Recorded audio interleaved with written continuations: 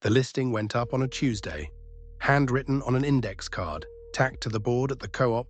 1962, Farmall 560 diesel, runs strong, $4,200 firm. Contact Dale Harmon, Route 4. By Thursday afternoon, a man named Roy Buell had driven 40 minutes from across the county, walked around that tractor twice, and pressed $600 cash into Dale's hand as a deposit. Deal pending title transfer. Dale Harmon was 26 years old. He was trying to save the farm. What he didn't know, what nobody had thought to tell him, was that he didn't own that tractor. Not legally, not on paper. And in 1984, paper was the only thing that mattered. Here's where things stood in the spring of 1984. Interest rates had peaked near 20% just a few years earlier, and the damage was still bleeding through every farm operation in the Midwest. Equipment values had fallen 40 to 60% from their 1979 highs.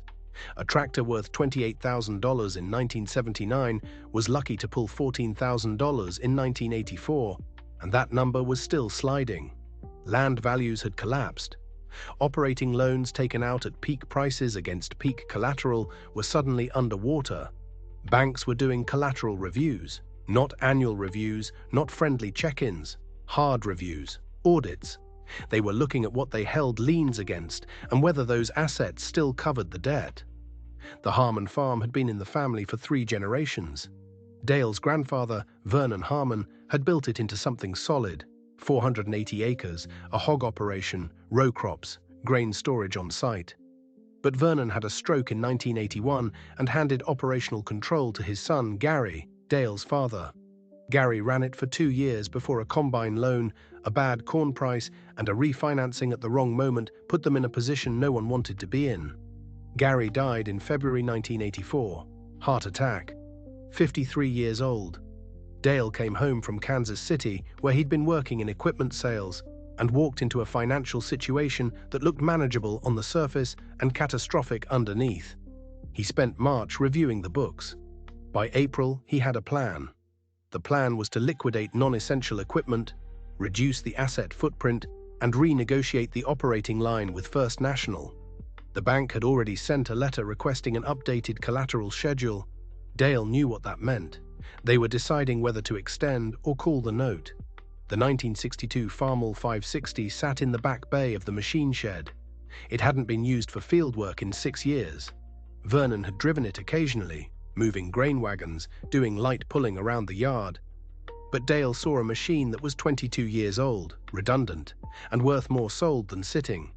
He figured $4,200 was fair. Roy Buell thought so too. Roy's deposit was on the kitchen table when Vernon walked in from the yard.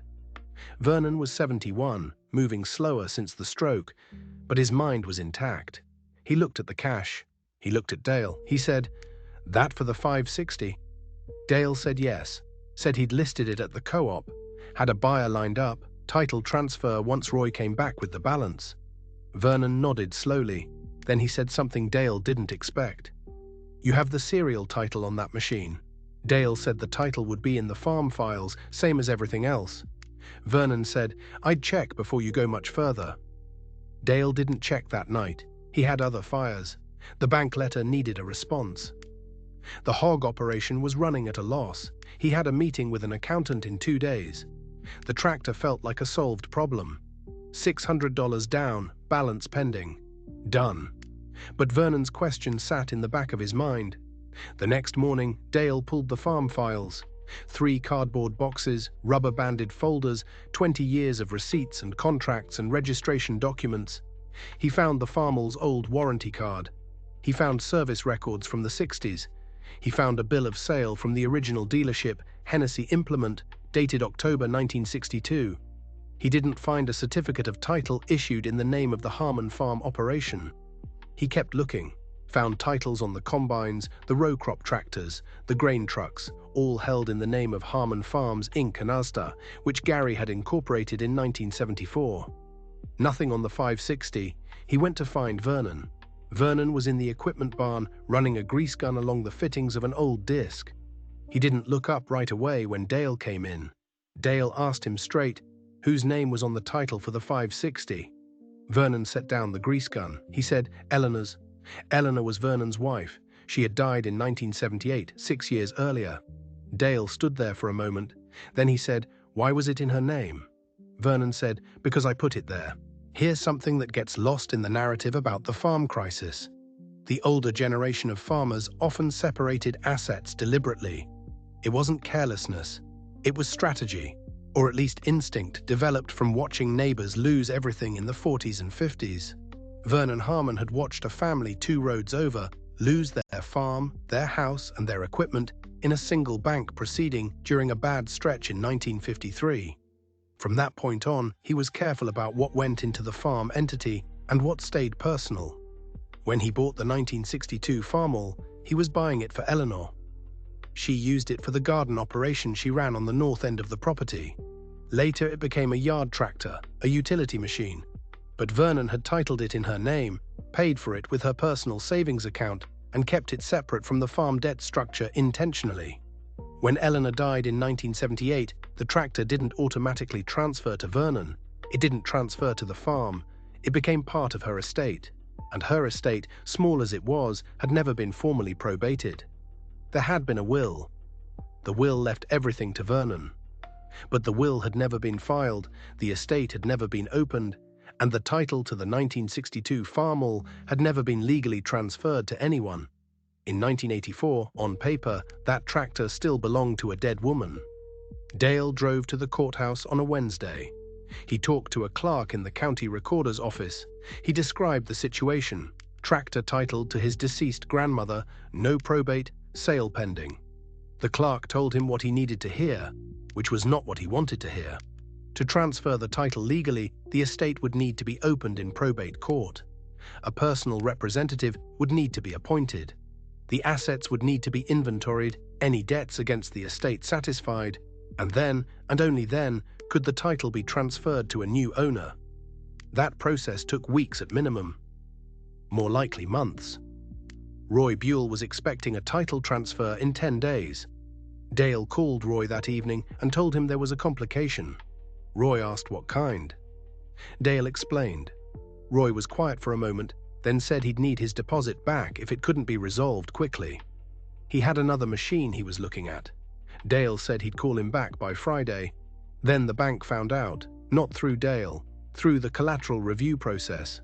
First National had sent out a field officer.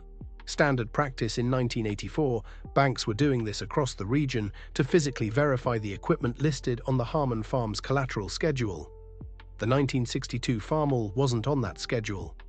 The bank officer noted its absence, noted the co-op listing, and flagged it in his report. On Thursday, Dale got a call from the loan officer at First National. His name was Greer. Greer didn't raise his voice. He never did. He just asked Dale to come in at his earliest convenience to discuss the collateral situation and a few items that had come up in the review. Dale drove in Friday morning. The meeting was in a small conference room off the main lobby. Greer had a folder. He had the collateral schedule Gary had filed in 1982. He had the co-op listing photocopied. Someone had called it in, Dale never found out who. He had the bank's current equipment valuations, which were ugly by any standard. Greer said 2 things that mattered. First, the attempted sale of equipment, even equipment not on the collateral schedule, during an active loan review could trigger a default clause in the original lending agreement. The clause covered any material change in asset position without prior bank approval. Whether or not the tractor was collateral, the act of liquidating assets while under review was something the bank took seriously. Second, the bank wanted to understand the title situation before anything else moved forward. Dale explained the probate issue. Greer listened. Then Greer said something that surprised Dale. If that tractor was never part of the farm entity, it was never part of our collateral position either. He said it like he was thinking out loud, but Dale heard it clearly. Title decides everything. Dale called a lawyer that afternoon, an attorney named Peterson, who handled farm estate work out of a 2-man office on the main street. Dale explained the whole situation in about 15 minutes. Peterson asked a few questions, then said he'd need to review Eleanor Harmon's will and verify the title record before he could say anything definitive. They met the following Tuesday. Peterson had done his homework. Eleanor's will was valid. It had been witnessed and notarized. The estate was small, personal effects, a savings account with about $2,200 in it at time of death, and the tractor. No debts against the estate, no competing claims. Peterson said the probate process, given the simplicity of the estate, could probably be completed in 60 to 90 days. He could file the petition that week. Then he said the part Dale needed to hear. The tractor never transferred to your father's estate or to the farm operation. It was never included in any lien or security agreement because it couldn't be. It wasn't the farm's to pledge. Whatever your grandfather thought he was doing with the collateral structure, the bank only holds what it can legally hold. Dale asked, so the bank can't touch it? Peterson said, not unless someone made a mistake somewhere, and from what he could see, nobody had. Dale sat with that for a moment.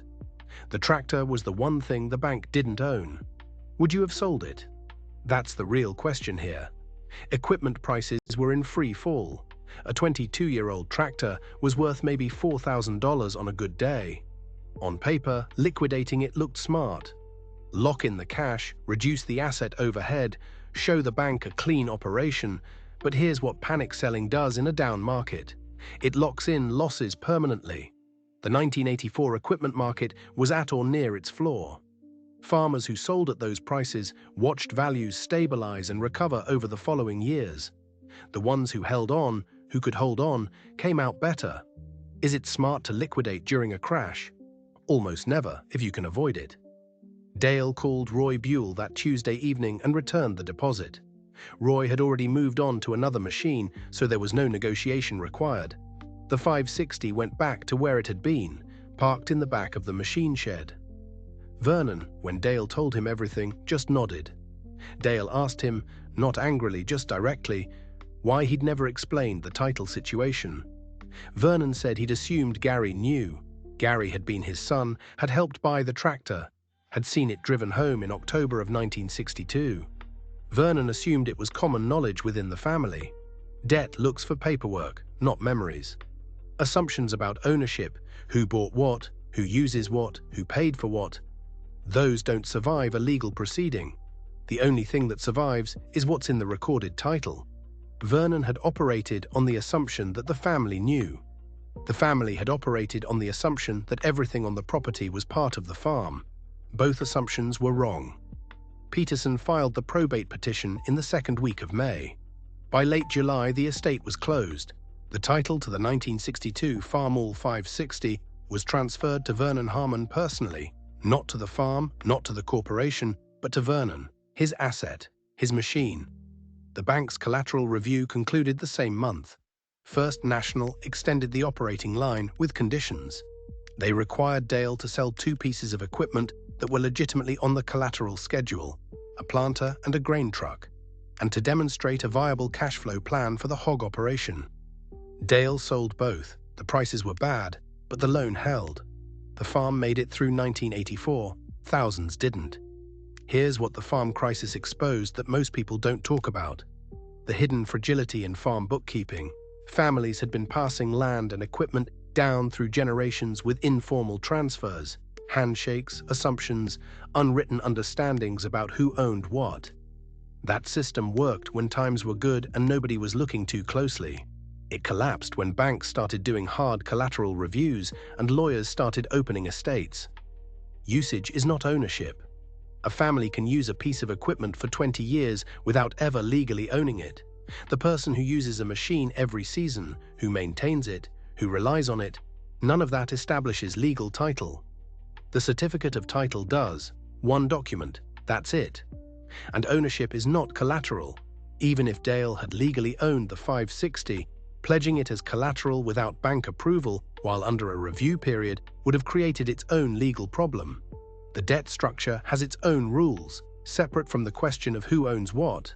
Three different legal realities operated simultaneously on that one machine. Who used it, who owned it, and what could be pledged against it. All three had different answers. Dale Harmon kept farming. He brought the operation through the mid-80s in smaller form.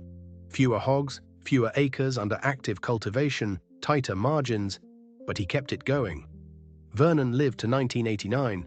In his last years, he drove the 560 around the yard the way he always had, slow and purposeful, moving things that needed moving.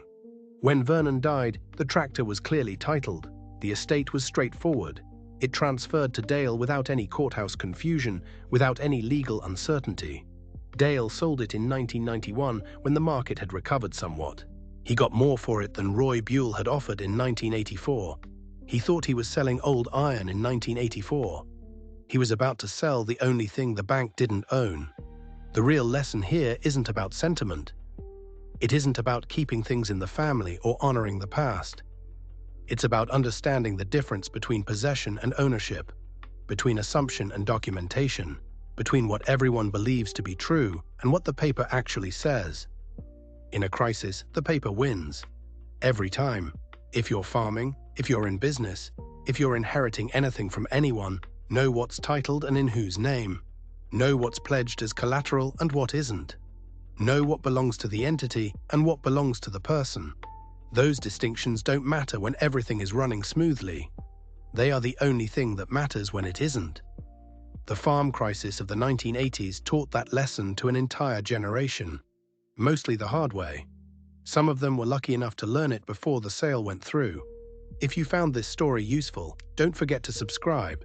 There are more stories like this one coming, and they're all built on the same idea. The details you overlook when things are good become the problems you can't solve when things go wrong.